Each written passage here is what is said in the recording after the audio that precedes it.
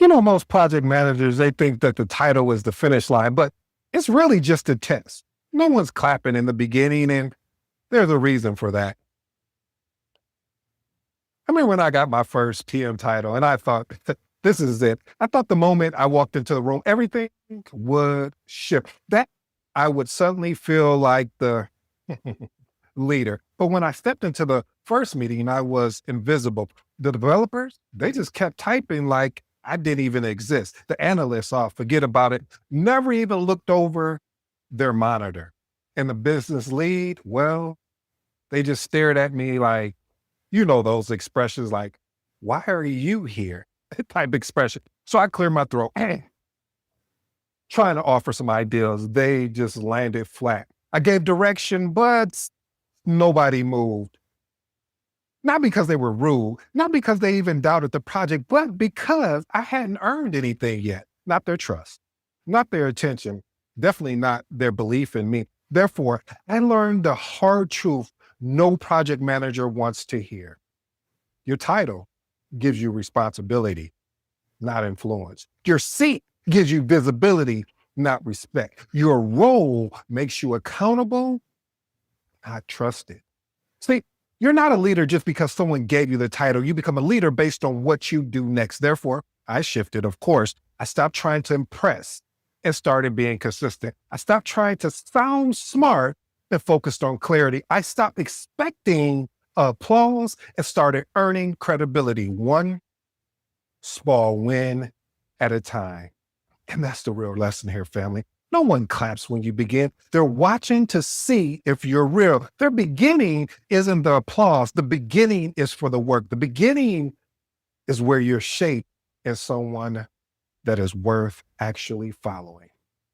Principle number one, trust is a savings account, not a signing bonus. See, when you step into your first project as a PM, no one deposits trust into your account automatically. Let me just park here parenthetically. I don't care if it's your first project or even even if you're seasoned, either way, both of the situations, you're going to experience the same thing. See, trust comes from consistent actions, not introductions, enthusiasm, or even job titles. Why is this even important? See, new PMs get frustrated because they expect a team to believe in them immediately.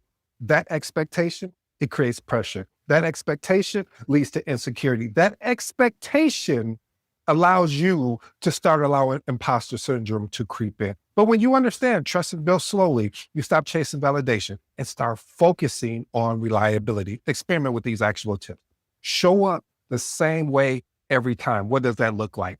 Consistency builds confidence in you faster than competence. Next one, deliver on small commitments immediately. If you say you're going to send out a meeting recap at 2 p.m., send it out at 1:50.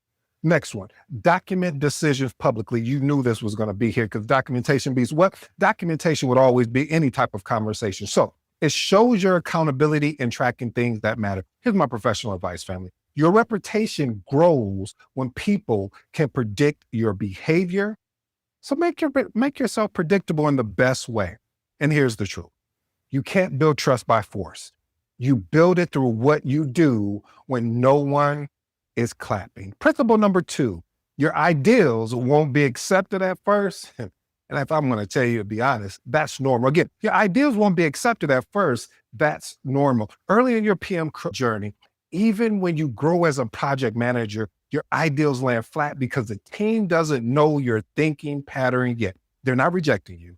They're just kind of evaluating you in a sense. See, why is this important? New PMs take it personally. Matter of fact, let me tell you about myself. I took it personally. And then I had a mentor. See, this is why I always tell you need a good mentor. See, what I understood about what the mentor explained to me, they said, just sit in the passenger seat for just a little bit. Your time is going to come when you will be able to drive. And then you need to be ready. You need to be prepared in a way so when they look at you and say, it's on you, that you're not fumbling, you're not trying to figure it out. See, this shuts everything down. Now you don't have to do any over-explaining, but you have an opportunity to contribute. Understanding this principle keeps you from misinterpreting hesitation as disrespect. I like that, family. Experiment with these actionable tips. Ask clarifying questions before giving direction. It shows understanding, not authority. Present ideas with context, not pressure. Teams respond better to, here's the reasoning, not Here's what we're doing. Next one, let your ideal be one option, not the only option. Again, let that ideal be one option, not the only option. Collaboration earns buy-in faster than any demand. Here's my professional advice, family. Influence isn't do what I say. Influence is my ideal makes sense because I understand you. And let me help you understand this a little bit more. Once people see you think with the team, not above them, everything changes. Principle number 3, confidence doesn't come from the role. It comes from surviving the discomfort. Real confidence grows when you keep going, even when you're unseen, unheard, underestimated, unappreciated. You can't skip discomfort. Discomfort builds the leader. Why is this important? Most new PMs confuse discomfort with incompetence. They think if I'm uncomfortable, I must not belong here. The opposite is true. Discomfort is proof you're actually growing. Experiment with these actual tips. Practice emotional neutrality during tense conversation. What does that look like? Stay calm when others escalate. I like this. See, this shows maturity. Next one, prepare more than you think you need to. Preparation shrinks any type of anxiety when it comes to leading projects. And the last and final one, end every day with a self-review. Hey, what did I do well? What do I need to improve? And where can I tighten up the next time we connect? Here's my professional advice, family. Your confidence will be built in the exact moments you want to run from. If we're really being honest here, once you learn to sit in that discomfort, the team starts seeing you as a steady leader. Principle number 4, leadership feels invisible at the beginning. See, early leadership is quiet. You're doing work no one notices. You're stabilizing things no one acknowledges. You're pushing momentum. No one really wants to clap their hands and celebrate you on. This is important, family, because if you expect applause early, you will. I will promise you, you will burn out. If you expect silence early, you'll thrive. Experiment with these actual tips. Track your impact privately. See, your wins matter even more than they're not visible. Next one. Celebrate micro leadership moments. You clarify something. That's leadership. You prevented confusion. You already know what I'm about to say. That's leadership. Stay focused on outcomes, not reaction. Save your energy for the project, not the praise. Here's my professional advice, family. Some of the best leadership you'll ever give will go unnoticed. I know what you're thinking. Then why even want to be a leader? Because it's all worth it. Because it makes everyone else better. Your job, your role, your opportunity is to make everyone around you better. See, that's leadership. That's not management. There's a difference. See, leadership wants to improve. Leadership wants to help the person grow and walk away and make sure that they get the praise. Okay, I was about to go on my rant. I won't do it with you, but I will let you know. Once you accept that, you can focus on the glue that holds team together. Trust, which brings us back into something deeper. Principle number 5, people follow clarity, not commands. I like that, family. See, clear direction removes hesitation. Commands, they create resistance. Why is that important? Clarity speeds up the project. Unclear instruction slows it down.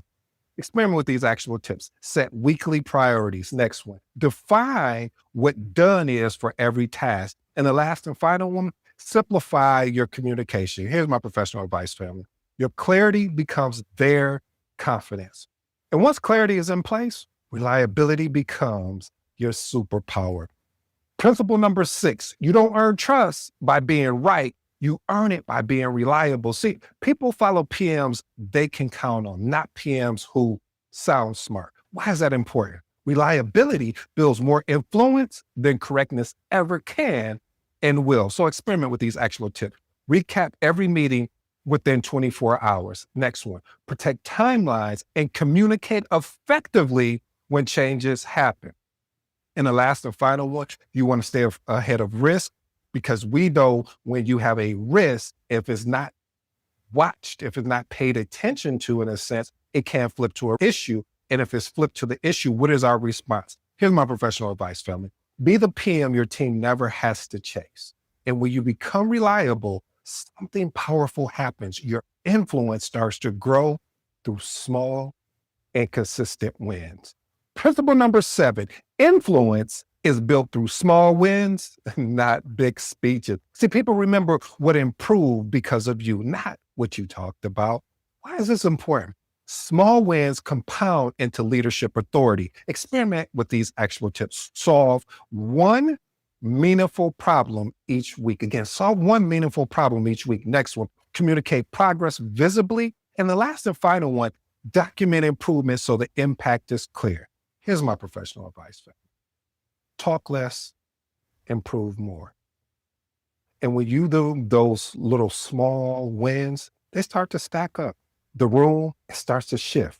The team, they start trusting you. The applause, well, wait for it. It finally comes, not because of the title, but because of your transformation. Here's the truth, family. No one claps in the beginning because the beginning is where leaders are built. It's where your patience gets tested. It's where your confidence gets shaped. It's where your character, oh boy, we're about to go there, aren't we? It gets exposed. And it's where the team quietly decides who you really are. The silence is a punishment. It's information. The showing of who you are and who you need to become is relevant. It's teaching you how to lead without applause, without validation, without confirmation. Because if you can lead in the beginning when no one sees you, you will be unstoppable when everyone finally recognizes who you are. So don't rush the beginning. Don't resent it. Learn from it. Grow in it, because the faster you master who you are in those quiet moments is the faster you become the project manager people trust, like, and need when the noise actually starts. If this message resonated with you, share it with another project manager who needs to hear it. If you're looking for mentorship or coaching, check the link in the episode and let's you and I get to work. And if you don't know who I am, I go by the name of ED. For all you smart and intelligent folks out there, hey, listen, that just simply means air. Until next time.